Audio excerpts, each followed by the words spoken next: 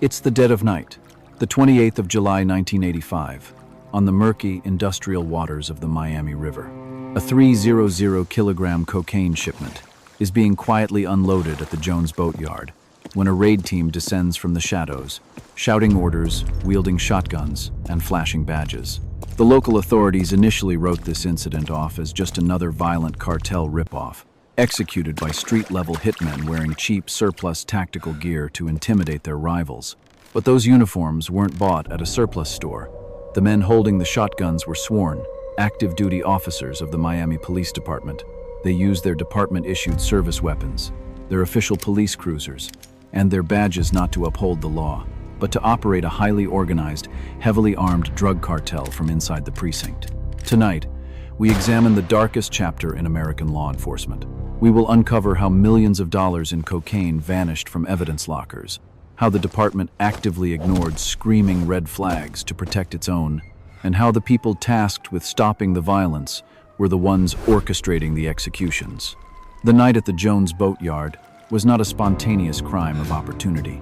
It was a military-style ambush, executed with chilling, bureaucratic precision. 6 men were guarding the supply boat, the Mary C., when a blue and white Miami police cruiser screeched to a halt at the dock. Men in crisp, dark blue uniforms poured out. To the smugglers, the sight of the badge triggered a very specific instinct: surrender, get arrested, make bail, and fight it in court. They dropped their weapons and raised their hands, expecting to be cuffed and read their rights. Instead, the officers forced the men to the ground at gunpoint. There were no Miranda rights. There was no call for backup. The officers bypassed the men completely, heading straight for the 400 kilos of cocaine stacked in the hold. When the smugglers realized they weren't being arrested, that they were being robbed by the very people meant to arrest them, panic set in. 3 of the smugglers, Pedro Martinez, Roman Rodriguez, and Nelson Alicia, broke and sprinted toward the only escape route available, the pitch-black waters of the Miami River. They dove in.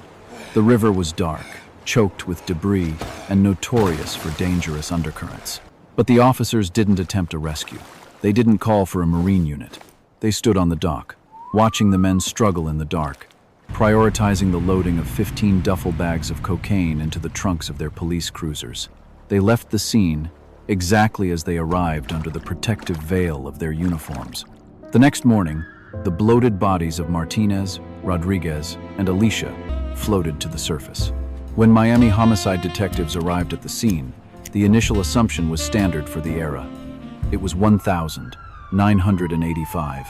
Miami was the undisputed murder capital of the world, drenched in the blood of the cocaine cowboys. A drug deal gone bad was a daily occurrence. But almost immediately, bizarre anomalies began to emerge. A night watchman at an adjacent property reported seeing something impossible: a marked Miami Police Department squad car, pulling rapidly away from the boatyard with its headlights off, right around the time the men drowned. The homicide detectives checked the dispatch logs for that sector. According to official records, there were absolutely 0 police units assigned to the Jones Boatyard that night. No calls for service. No radio traffic. It was as if the cruiser was a ghost. Furthermore, the tactical footprint left at the scene was completely wrong for cartel thugs. Cartel hitmen were notoriously messy. They sprayed automatic weapons and left casings everywhere. This scene was clean. It was controlled. It looked exactly like a textbook police raid. To understand how a group of sworn officers could devolve into a heavily armed rip-off crew, you have to understand the catastrophic, systemic failure of the city of Miami. And this is where the institutional rot truly begins. In the early 1980s, Miami was drowning. The Mariel boat lift had brought an influx of refugees, some of whom were hardened criminals released from Cuban prisons. Violent crimes skyrocketed. At the exact same time, the city was flooded with more narcotics money than the Federal Reserve had in cash. The police department was vastly outnumbered, outgunned, and experiencing a mass exodus of veteran officers who were burning out and retiring early. The city's response to this crisis was not to restructure or request federal aid. Their response was a masterclass in bureaucratic negligence. They lowered their hiring standards. To put bodies in uniforms, the Miami Police Department initiated a massive, rushed recruitment drive. They slashed the required background checks, They ignored glaring psychological red flags. They waived prior minor criminal offenses. They essentially handed a badge, a gun, and lethal authority to almost anyone who could fog a mirror. They didn't just hire bad cops. They sponsored a criminal syndicate. This deeply flawed hiring pipeline birthed a clique of officers who would become known as the Enterprise, led by officers like Armando Garcia, Rodolfo Arias, and Arturo de la Vega. This wasn't a group of good men who slowly fell to temptation. These were predators who put on a uniform specifically to gain the ultimate tactical advantage over their prey. And this is where the outrage truly crystallizes.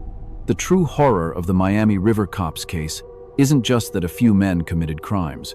The profound, infuriating reality is that the entire justice system, from the precinct sergeants to the Internal Affairs Division, actively chose to look the other way. The system protected its monsters. For months leading up to the river drownings, these officers operated with a level of arrogance that defies belief. They weren't hiding it. Officers making a base salary of barely $30,000 a year were pulling into the precinct parking lot in brand new Porsches and customized Jeeps. They were wearing $20,000 solid gold Rolexes on their wrists while filling out arrest reports. They were buying $500,000 waterfront properties and $60,000 speedboats, paying entirely in suitcases full of damp, small denomination bills. Any competent supervisor, any functional internal affairs division would have immediately launched an investigation. But the blue wall of silence is a powerful, venomous thing. More, the brass ignored the blatant displays of illicit wealth. They ignored the fact that these specific officers were constantly involved in drug busts, where the reported amount of seized cocaine magically seemed smaller than what was initially logged. The department's mentality was a toxic mixture of apathy and self-preservation. As long as the violence stayed within the cartel world, they simply did not care what their officers were doing. The system was designed to protect the badge, regardless of the blood dripping from it. Because they faced zero accountability, the Enterprise escalated. They realized that stealing drugs from evidence lockers was too risky. It was much easier to steal the drugs directly from the cartels before they were ever entered into the system. And they had the ultimate weapon at their disposal: police intelligence. The Enterprise used official police computers to run license plates and track the movements of suspected smugglers. They used their police radios to monitor the frequencies of rival agencies to ensure the Coast Guard or the DEA weren't watching a specific drop. They would conduct unauthorized traffic stops on known drug couriers, hold them at gunpoint, confiscate the cocaine, and then simply let the couriers go. Who was a smuggler going to call? The police? It was the perfect crime, sanctioned by the utter incompetence of the Miami Police Department. But the Jones Boatyard raid was sloppy. Leaving 3 bodies in the river drew heat that could not be ignored. The FBI and a special task force known as CENTAC, Central Tactical Unit, were brought in.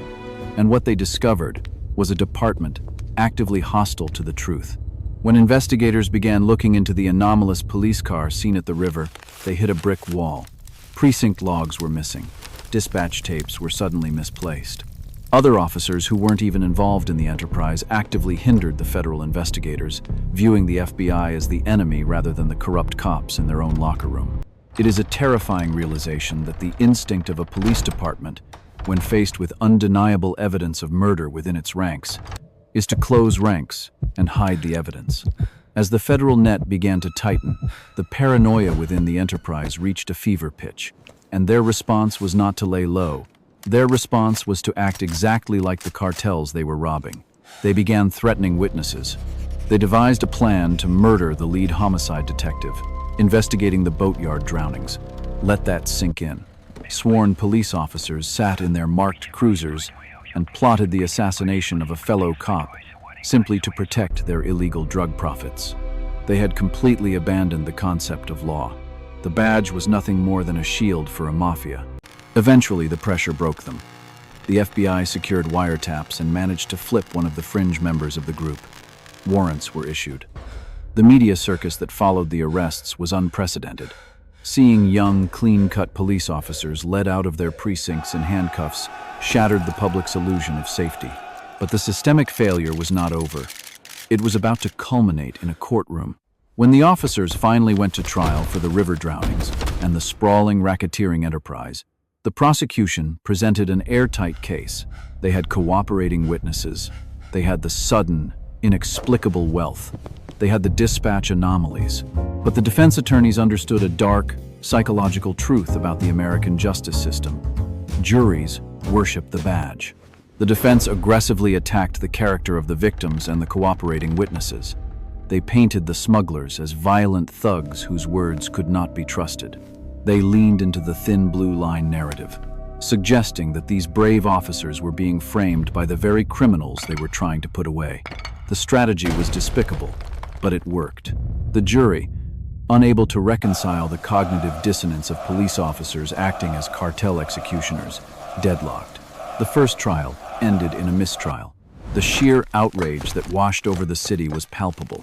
These men had stolen hundreds of kilos of cocaine, accumulated millions of dollars in illegal wealth, and forced 3 men to their deaths in a filthy river, and the justice system essentially shrugged.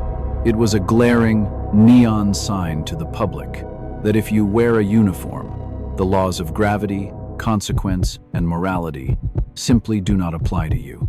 It took a second trial, massive federal intervention, and even more officers turning state's evidence to finally secure convictions. Armando Garcia, Rodolfo Arias, and the rest of the enterprise were handed massive federal prison sentences, but the damage to the institution was irreversible. The Miami River Cops case is not a story of justice prevailing. It is a story of a system that allowed a cancer to grow until it nearly killed the host. It is a harrowing reminder of what happens when authorities prioritize the illusion of order over the reality of the law. The victims in the river were not innocent men, but they were executed under the color of law by men sworn to protect the public. When the very hands tasked with upholding justice are the ones drowning men in the dark, the entire foundation of society begins to crack. If you thought a police department covering for a cartel was infuriating, wait until you hear how a billionaire bought his way out of a double homicide while the police actively destroyed the crime scene to protect him. Click the video on your screen to see the case they tried to bury.